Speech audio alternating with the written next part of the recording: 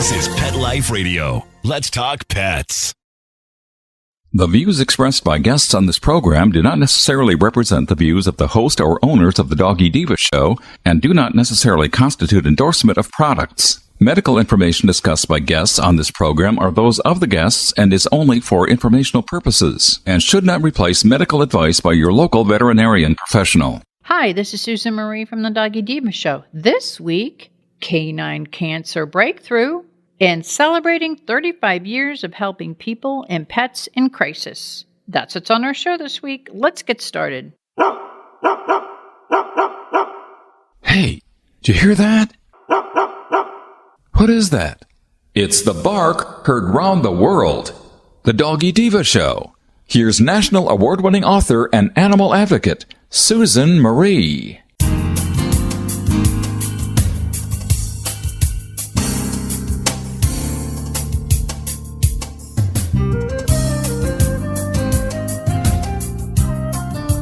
Hi, welcome to the Doggy Diva show, the show for animal lovers.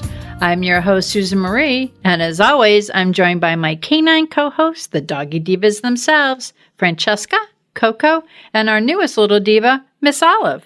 Miss Olive is the cute little Italian Greyhound rescue in the picture with the microphone. Thank you for joining us today as we bring the experts in the pet and animal world right to you. Contact us at thedoggydiva.com. That's the DOGGYDIVA.com. We love hearing from you.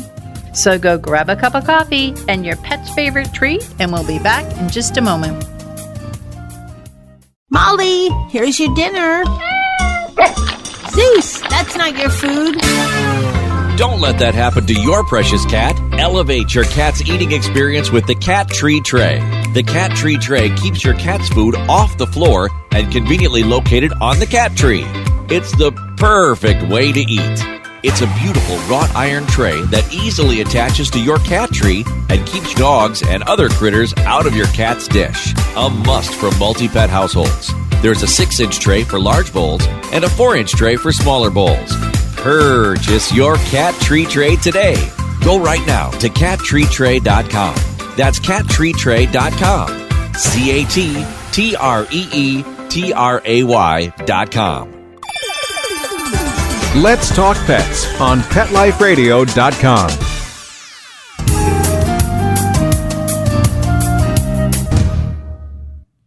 Welcome back, everyone, to the Doggy Diva show. I am here with Monica Leighton, president of Professional Pet Sitting, with our pet tip of the week. Now, Monica, there is something that is very advanced and something that I have had a number of pets who have had this disease. So to know that there's a vaccine out there does my heart good. There's a new vaccine out that is for cancer for canines. Can you tell us a little bit about that? So Ardent Health has been working on a study for the last just about 5 or a little over years, clinical studies for a formulation to make canine cancer vaccines. So how this works is, so what they've done is your solid retractable cancer tumors. So you have a pet, say, and it has a melanoma, a lymphoma, mast cells, hemangiosarcomas, osteosarcomas, mammary tumors, soft cell sarcomas, lots of different types of masses. When the mass is removed via surgery, the veterinarian can then send that mass out to Ardent for a pathology and a cancer vaccine formulation. So when they send it out for pathology and the exact mass origin is, like the type of mass it is found, if it's one of the masses that I listed, then they will formulate a vaccine specifically for that pet's mass that can be then sent back to the veterinarian for the veterinarian to give the vaccine to your pet. How new is this? It's very new. The single site, when they do the surgery, the veterinarian sends in, it has to be at least a 5-gram sample, which is like the size of like a thumbnail. and that goes out to the lab. The lab will then, run the pathology, they'll formulate the sample, and then they send back the vaccine to the clinic. So it's a 3-step process. And when they do this, like the vaccine has to be put in like on a diagonal at 4 locations in the body. So when the pet starts getting the vaccine, it's done in 4 different spots, and it's just like a regular vaccine. It's not a lot of painful issues, things like that. The one thing that they do have as a listed side effect can be like a little itchiness at the injection site, but it's limiting, and that can be, you can get medications to help with that if it becomes too bad. But they get 4 shots, so it's pretty much like collarbone type area, you know what I mean? Like between the shoulder blades on both sides. And then on the back end, like the lower, like hip area, like in between the hip and the stomach area where the bodies kind of curve in on our pets, on each side of the body there. So they get the vaccine, and it's done in increments. And at the end, they've seen that the pet's expected longevity. So when you do a biopsy on a mass, a lot of times they'll grade that biopsy, and depending on the type of mass, that grade can kind of give you a estimated life expectancy. So, for example, one of their case studies was this cute little Yorkie named Ella, and Ella was 10 years old, and they had removed a mass from her, and it ended up being an hemangiosarcoma. Now, this was the date she started treatment was March 26th, 2015, and that was during the study. And when that study was published and went into the formulation of getting approval for product, the median survival for her was 2 months. She went through the vaccine treatment, and as of March in 2017, when they had published that study, Ella was still with us. She was still a happy dog. Wow. Those pet parents. I mean, if you're given a 2-month thing that maybe they'll live 2 months, that's horrible. To know that this can help, I would imagine it also helps with the quality of life. So again, it is very new. The vaccine itself, I mean, it's not a low cost vaccine. I mean, depending on what your veterinarian's going to charge, I mean, estimatingly, just for the veterinarian to send that sample in and just to get the kit for us in our office, it is quite a bit of money. So it's going to be a couple $1,000s if you go through that treatment. But if that is something the pet owner can afford, it is a very good option to look to increase the life expectancy for the pet. And not every pet is going to be a good candidate. It just depends on what happens during the biopsy and the pathology of that sample. But sending that sample into Ardent and having them let you see what it is and what they're estimating and whether vaccine would be warranted, that is not as much. I know that you guys are very year forward. I know Dr. Reinhardt he's constantly researching things. And is this something that all vets are aware of? Like if I went to someone or one of the listeners went to someone and one of our vets and said that, we'd like to talk to you about the canine cancer vaccine. Is this something that they don't know about? Because you guys are kind of cutting edge. Right. Honestly, it depends on the veterinarian. I can tell you that you have your board certified specialty veterinarians, and it's definitely something that all of our oncologists, specialists should know about. So if you have a mass that was referred to an oncologist about, they should definitely know about this. There's a lot of studies, a lot of things published. There's a lot of informational talks being given right now about the process and the vaccine for veterinarians. It just simply, honestly, depends on how much time that veterinarian is spending on continuing education at this point in time. Is there like a website or something that, because I think this is like been through it with me. I mean, I've known you for so many years with all of my pets that have had cancer. For any of my dogs that would qualify if this should happen. Is there a place to go to kind of read about it? Yeah. So if you go right to Ardent's website, and it's ardentanimalhealth.com. So it's ARDENT animalhealth.com. Right when you go on to their website, it's got information about the canine ACV cancer vaccine. They have videos on there explaining, the technology. They have case studies. There's a lot of information on there. It tells you how the vaccine is prepared, how it's shipped.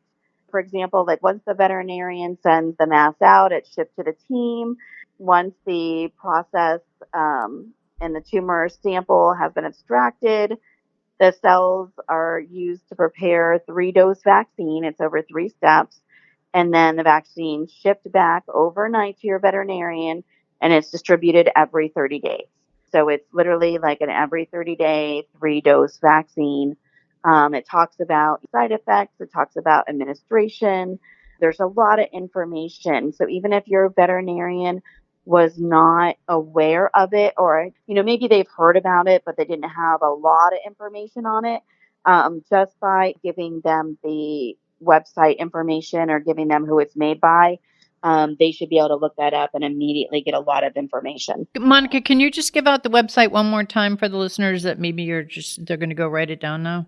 Absolutely. So it's Ardent Animal Health, and it's www.ardentanimalhealth.com. Monica, this is great, like cutting edge information. So I thank you so much. And for those of you out there who want to talk to your vets about it, the website Monica gave us, ardentanimalhealth.com, that's something we could all start and familiarize ourselves. Monica, I thank you for this. This is very cutting edge, very great, very important. So thank you very much. Oh, thank you. And hopefully we can give a lot of our canine friends a longer life struggling with this disease. Yes, very, very appreciated. So thank you so much. You have a great week, and we'll be back in just a minute. Hello, everyone. Susan Marie and Miss Olive here to tell you about the award-winning 3-book series, The Doggy Diva Diaries. It is a trilogy of heartwarming and inspirational stories about Miss Olive, a lonely little rescue pup, hoping to find her forever family and friends and a life filled with love. In this series, Miss Olive learns that it doesn't matter what you look like on the outside, it's the kindness and love you have on the inside that counts. Available at Amazon, Barnes & Noble, and other online booksellers. And please visit us at thedoggydiva.com for more information. Thank you, everyone. Coming up, 35 years of helping people and pets in crisis. Stay tuned. Take a bite out of your competition. Advertise your business with an ad in Pet Life Radio podcasts and radio shows. There is no other pet-related media that is as large and reaches more pet parents and pet lovers than Pet Life Radio. With over 7 million monthly listeners, Pet Life Radio podcasts are available on all major podcast platforms, and our live radio stream goes out to over 250 million subscribers on iHeartRadio, Odyssey, TuneIn, Stitcher, and other streaming apps. For more information on how you can advertise on the #1 pet podcast and radio network, visit PetLifeRadio.com/advertise today. Let's talk pets. Let's talk pets On Pet Life Radio. Pet Life Radio. PetLifeRadio.com.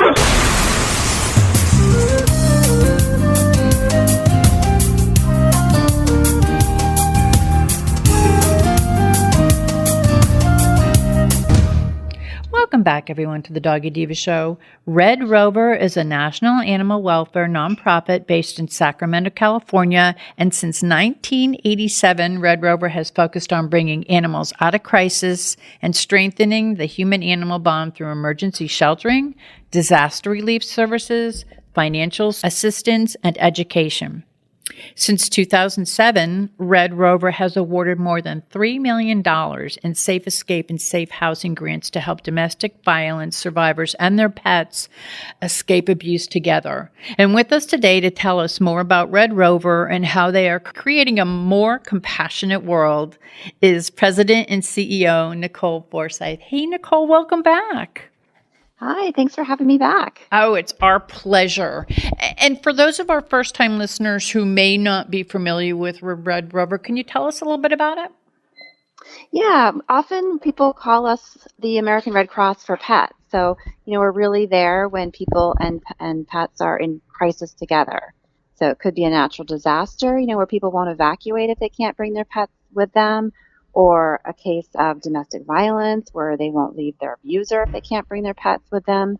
So, at Red Rover, we really believe that people and pets are better together. And so we work, across human health and animal welfare causes to really make sure people can stay together and heal together. And that's so important. And you guys do a lot out there. And I think a lot of times it goes unnoticed or it's kind of under the radar. And I feel it's really important to bring you on so that people could just know how important you are to our communities. You guys recently announced that you're being awarded a $91,000 grant from Adtalem Global Education Foundation to help fund domestic violence awareness efforts within the veterinary community. Can you tell us about that? Yeah, so we're really excited. One of the areas where there's just a big need is in veterinary professions, especially, in an actual practice where people are bringing their pets in there. A lot of, domestic violence victims can walk into that practice, and a veterinarian may be the only person to kind of pick up on signs that something is happening.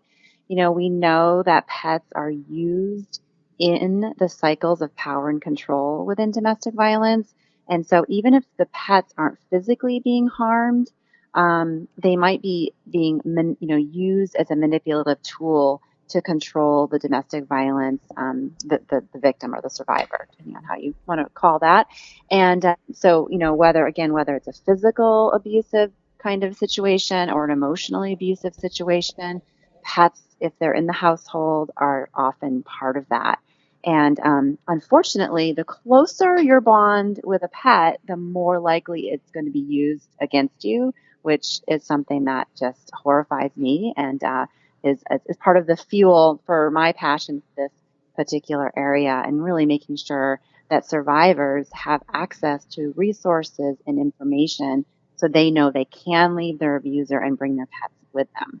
And so because veterinarians and veterinary staff are in a position to help, we want to make sure they have the training and the resources to know what to do if this situation happens at their practice. And so that's what we're doing. We're going to be able to conduct more outreach, work with the Ross University School of Veterinary Medicine to create a kind of pilot training program, and then we'll test it with our alumni and then hopefully launch it to the greater veterinary community.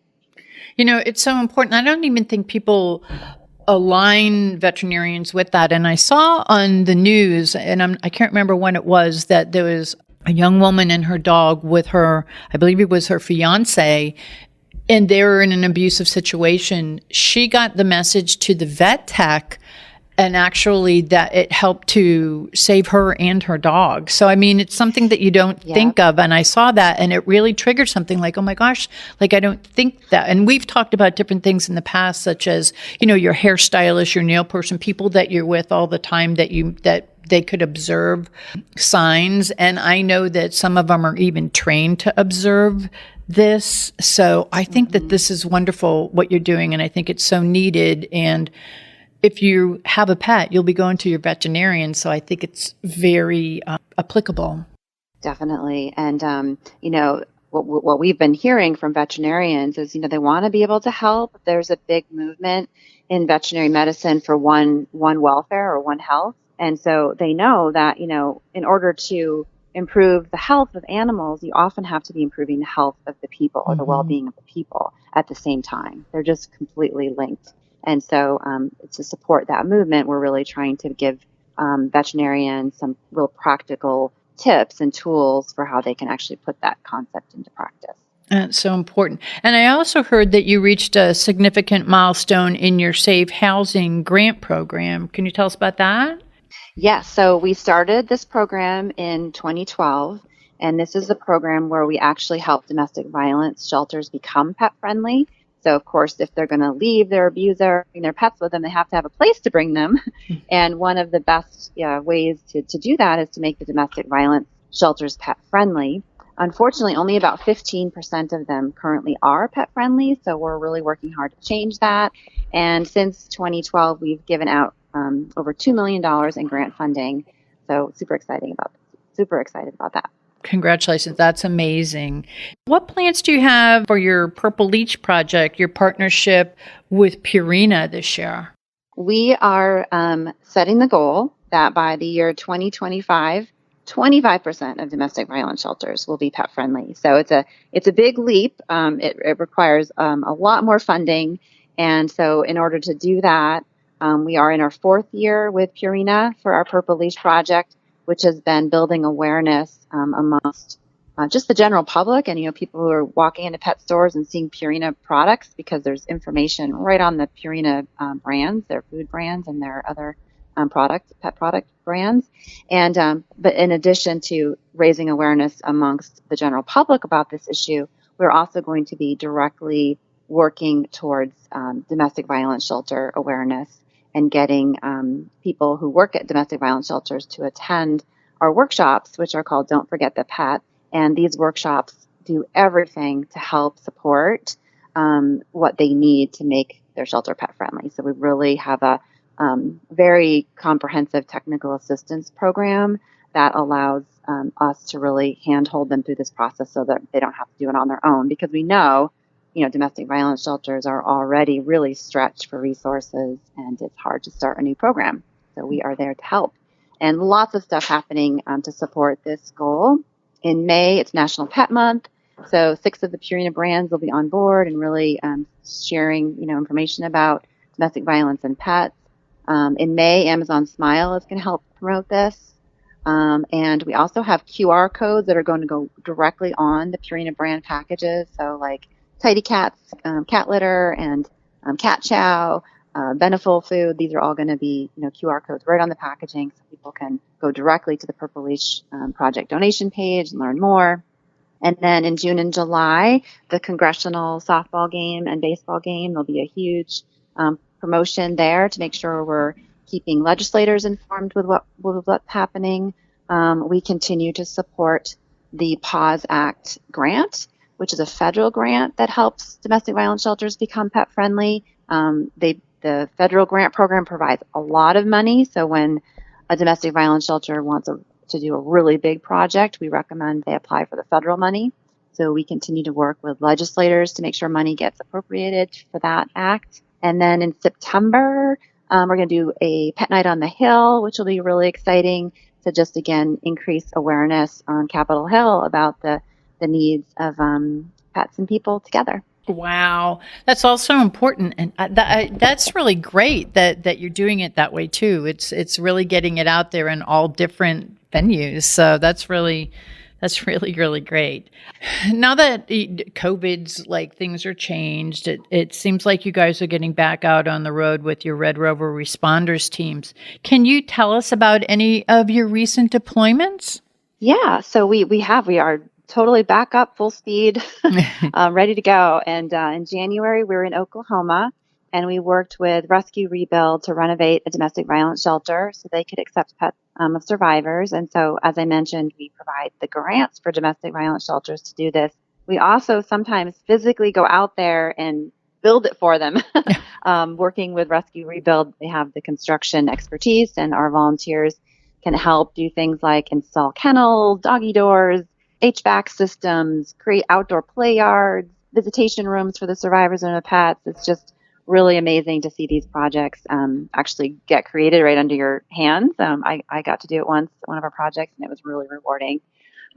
We also were in Texas, so we helped the Humane Society of the United States care for some dogs that were rescued from a property, a neglect case where the dogs were left outside with, not without access to water. Their water bowls were frozen. So we were there to rescue the dogs, give them some good TLC, and move them to a temporary shelter in Maryland, where they received veterinary exams and treatment, and then went into foster placements so they could be adopted. And then we also, at that same time, a group of dogs came in that needed to be sheltered from South Korea. So our team shifted and worked on taking care of those animals. So really great situation there to be able to help.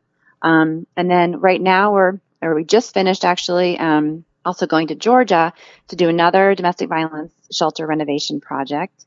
And we will be in South Carolina soon to also help that community improve the lives of dogs by helping them create some new safe and warm enclosures so they don't have to be on chains. So pretty excited about that. And last but not least, we will be in Florida later this year on a trap, neuter, and release deployment process, a whole very elaborate program to really make sure we are helping the community cat population in anticipation of natural disasters to make sure that those cats are not in harm's way when hurricanes start. Wow, that's amazing. And I live in Florida. We're getting ready to go into hurricane season, so I know how important that is.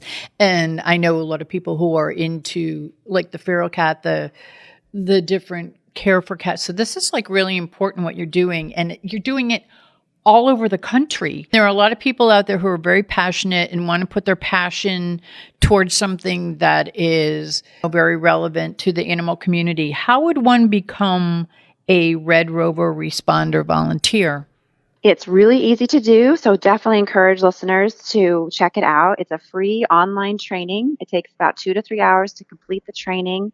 And then you also are required to take a FEMA class. So it's basically the introductory FEMA IS 100 class, and we provide information about how to do that. Have to be 18 years or older, and the website to get access to the online training is redrover.org/responders.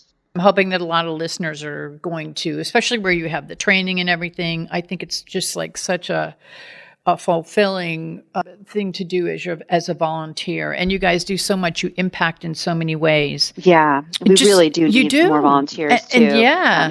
And you're all over the country. So people who are listening to us in all different parts of the country can and you do impact a lot of areas. I'm in Florida. You're in Texas.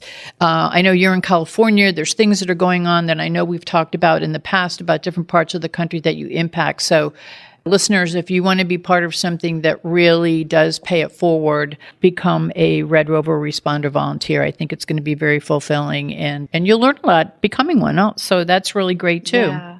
What's amazing to me too is you learn so much, especially if you're not doing one of the ones that helps animals, like getting hands-on with animals. The domestic violence shelter bills, you learn so much about construction, which it's kind of helpful. If you ever have a home remodel plan or anything, it's like, oh, I could do that myself. Isn't that amazing? I really enjoyed sort of learning some stuff. I got to do a lot of painting, which I suppose I already knew how to do, but I think I got better at it. And it's also really great because there's different ones you can choose from where they're planned way ahead. So sometimes when there's a natural disaster, we have to deploy people really quickly, and they don't necessarily have enough advanced warning to be able to work around and be able to go and deploy. But some of the ones we do, like with the domestic violence shelter bills, we know about them way in advance, so people have more time to prepare and plan. So that works out well for some people. And, also after all of this COVID stuff where people have been a little bit more isolated than, maybe in the past, the volunteering is such a great way to get out there and be social with, other people who love animals and want to volunteer. And so it's just a really nice way to reconnect with people again. Nicole, that's so important because I think that as people have been home and doing things in their homes and wanting, as you say, wanting to get out, they've also had a time to kind of reassess. Maybe they were doing something else in their life and reassess. I'd really like to do something with animals, or I'd really like to do something that could impact domestic violence or anything And this is a great time. And again, it's an online training class, so it's not something that you're going to go and also the FEMA class. So I think that it's very readily available for people to learn, to do, and to help, whether it be in their community or if they're available for deployment, anything like that. I think that you guys are all over it. Now, is there anything you'd like to share about the Kind News? That's so pleasant to talk about. I love that. Yeah, so a part of our education program, we know we do Red Rover Readers, which goes into the schools and it trains teachers, how to use books about people and animals interacting to really help kids understand the steps for empathy. And we also have a magazine. So if teachers or educators or even parents or grandparents have kids that they think would really benefit from so how we approach learning about animals and practicing empathy, we have a magazine. So it's really easy to sponsor a magazine for someone in your family, someone in your life, or for a teacher who's on a waiting list. So we have several teachers who unfortunately can't afford to bring the magazine to their classroom, but they would like to get it. And so people can just sponsor it. It's only $30 for the year to sponsor this. And for $30, every kid in the classroom gets a Kind News magazine, and they get to learn about animal behavior, what animals need to be healthy, happy, and safe. They see inspiring stories of kids taking action to help animals. They learn about issues impacting animals throughout the country. And there's also games and activities to just really make some of this stuff fun. Ties in with academic standards, science vocabulary words. So it's just a really great tool. And it's also available online at kindnews.org, completely in a digital format for free. So even if someone wants to check it out, see what it's like, go to kindnews.org. You can download a free digital copy. And the digital copy is also totally interactive.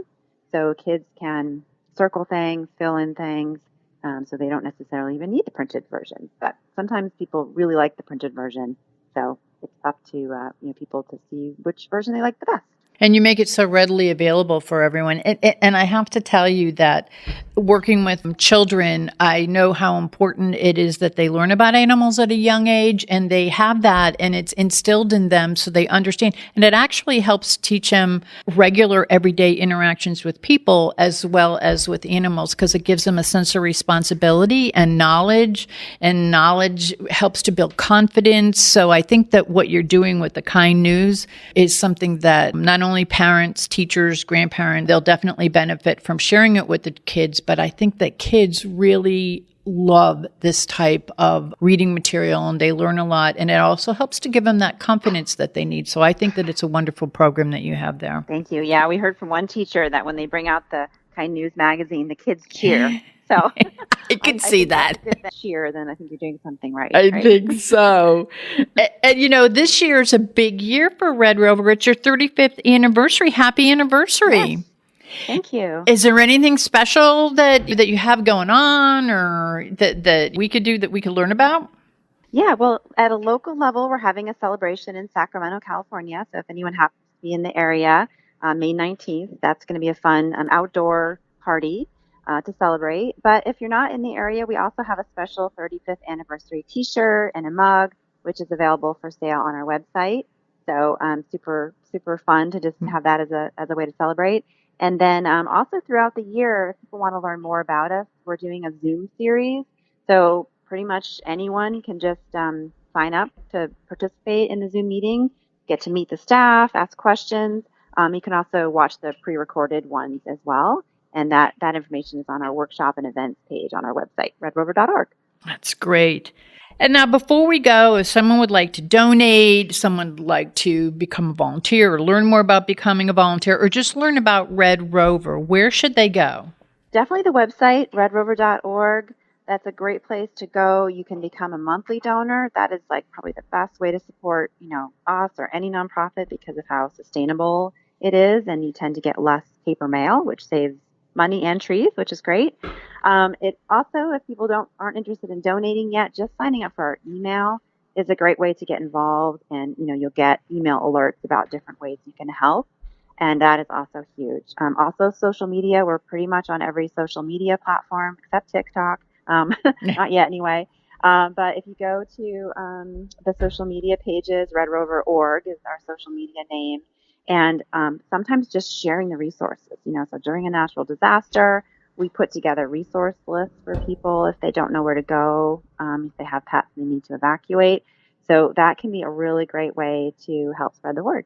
I want to thank you, Nicole, for being our guest today and for sharing the amazing work of Red Rover with our listeners. And congratulations on being awarded the grant. That's wonderful. And for what it's going towards with the veterinarians. I think this is so key to what goes on in our lives. And also, I want to wish you guys a happy 35th anniversary. Thank you so much. And as always, it's been a pleasure having you on the show. And we look forward to talking with you again. For sure. Thank you. Thank you so much. We'll be back in just a moment. Pet Life Radio, the #1 pet radio network on the planet, joins forces with iHeartRadio to put the power of your pets in your pocket. Awesome! Download the iHeartRadio app and rock Pet Life Radio on your phone, on your tablet, on your Xbox, in your car. Pet talk, pet tunes, and fun pet times.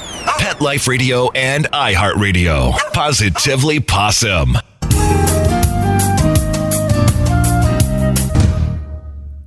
We would like to thank our guests this week. And also, as our Doggy Divas always say, please love your pets because they love you unconditionally. And please remember to adopt, foster, spay, neuter, and microchip. And as always, please have a great Diva week, everyone. That's all for this episode of The Doggy Diva Show. To find out more, go to our website, thedoggydiva.com. Also, find us on our Facebook page, The Doggy Diva Show, and tell your fellow dog lovers about it. Don't miss Susan Marie, Miss Olive, and the Doggy Divas right here for the next episode. See you again soon.